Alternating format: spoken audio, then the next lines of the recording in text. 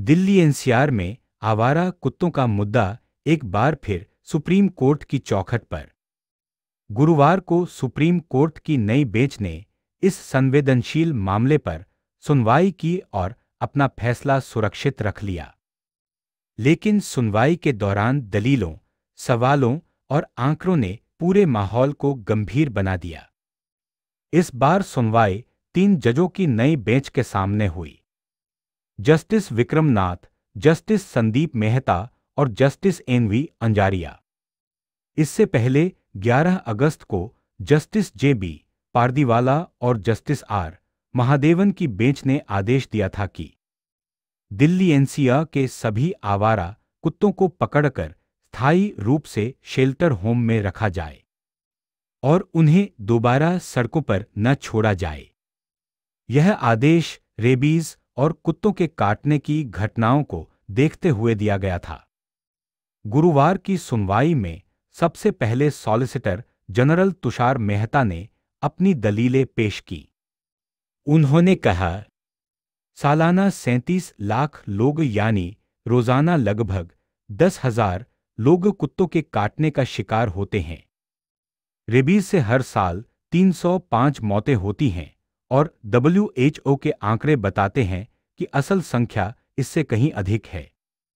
उनका तर्क था कि केवल नसबंदी या टीकाकरण से बच्चों की मौतें और अंगभंग की घटनाएं नहीं रुकेंगी, क्योंकि कई कुत्ते हिंसक हो चुके हैं।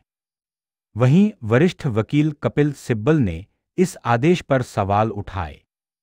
उन्होंने कहा, शेल्टर होम्स पहले से भरे हुए हैं, इंफ्रास्ट्रक्चर और समय की भारी कमी है।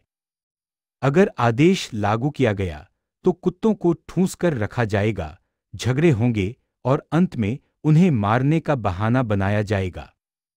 सिब्बल ने मांग की कि 11 अगस्त के आदेश पर तुरंत रोक लगाई जाए और सरकार को पशु जन्म नियंत्रण (ABC) कानून के तहत नसबंदी और टीकाकरण के बाद कुत्तों को उनके मूल स्थान पर छोड़ने का निर्देश दिया जाए। अदालत ने भी सिविक बॉडीज की निष्क्रियता पर टिप्पणी की। जजों ने कहा, संसद ने ABC कानून बनाया, लेकिन उसका सही तरीके से पालन नहीं हुआ और इसी वजह से आज यह स्थिति बनी है। सुप्रीम कोर्ट ने यह भी स्पष्ट किया कि किसी भी स्थिति में कुत्तों के साथ क्रूरता या दुर्व्यवहार बर्दाश्त नहीं किया जाएगा।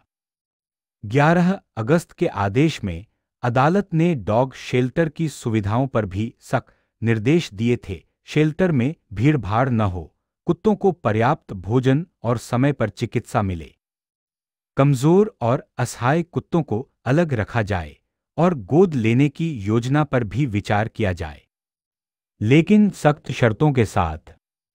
सुप्रीम कोर्ट ने चेतावनी दी, गोद लिए गए किसी भी आवारा कुत्ते को दोबारा सड़क पर छोड़ा गया तो संबंधित अधिकारी और व्यक्ति दोनों के खिलाफ सख्त कार्रवाई होगी। अब कोर्ट यह तय करेगा कि 11 अगस्त के आदेश पर अंतरिम रोक लगाई जाए या नहीं। सवाल बड़ा है, क्या समाधान स्थायी शेल्टर हैं या फिर कानून के मुताबिक नसबंदी और टीकाकरण का रास्ता? फिलहाल फैसले का इंतजार है और नजरें टिकी हैं सुप्रीम कोर्ट के अगले कदम पर। फिलहाल इतना ही, लेकिन यह मामला सिर्फ कानून का नहीं बल्कि इंसान और जानवर के बीच संतुलन का भी है। देखते रहिए, सुनते रहिए, हम आपको अपडेट देते रहेंगे।